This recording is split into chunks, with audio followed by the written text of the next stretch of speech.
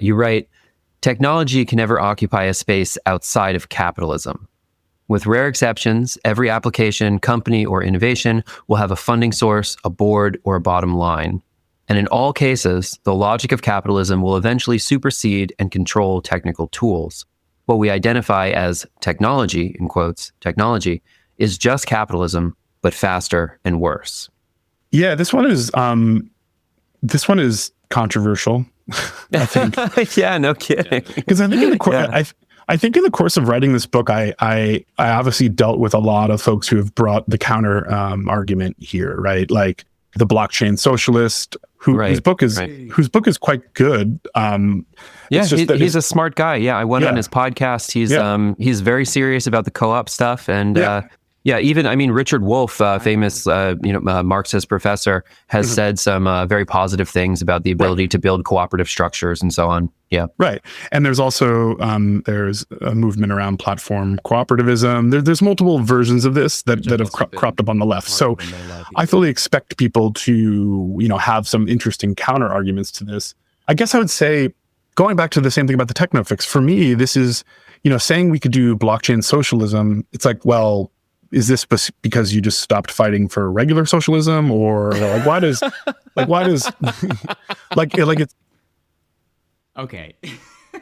Like, that was funny, but I have to say, it's one that I've gotten this like quite a bit or a little bit every once in a while.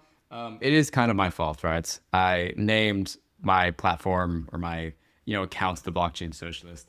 But I would not say that I am trying to give up on regular socialism for blockchain socialism, for whatever that means. I think it's still like not a coherent political ideology in that sense. Like, kind of the comparison I've made is like, you can't just like add a word in front of socialism and then that like drastically changes it or something like that. To me, I just called myself the Blockchain Socialist just because I was very uncreative with the name, and I just knew the things I wanted to talk about. I think there is, I've written before about the places where blockchain or cryptocurrencies are interesting in a socialist praxis, but ultimately, like for me, I am a socialist maxi. Like I just want socialism. If that involves blockchain or not, great. I just think that given the current conditions that we're living in, blockchain is a really interesting thing to like consider using for particular types of actions. And that's kind of like my claim is much smaller than like I'm making an entirely new political ideology of blockchain socialism. But yeah, I think it's a fair, it's like a critique I can understand if maybe you haven't maybe heard me explain these things in more detail. But yeah, I won't fault him for that.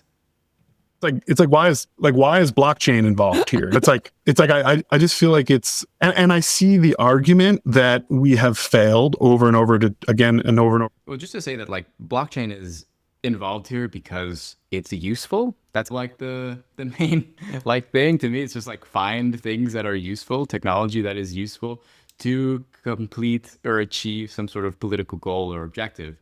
And like, yes, you can probably achieve plenty of these goals without it. That doesn't mean you shouldn't consider it. Like, I think that's like when we're talking about how do we complete a political goal of reaching as many people as we can over the internet, like the recent like election win of Zoran Mamdani in New York City, they use social media, they use platforms. They didn't not use it because they had a criticism of it, but because that is the way to reach more people quicker, and that's what you need to do in order to win elections, and that is a political goal. So yeah, just to say that's like my argument. I think as I write in the book, the kind of basic thing you get as a guarantee when using something like cryptocurrency is essentially risk mitigation of losing access to your funds. And we live under capitalism, people need money, and that is a useful thing to have. It's something that, right now, as we're talking, even 5 months ago when this interview was happening, people are sending crypto to people in Gaza. Is that a political objective for some? Yes, I would say like it's a political action to help those fighting genocide. And I'm not trying to make this a whole big thing, but just to make the point that it's about usefulness, usefulness of the technology.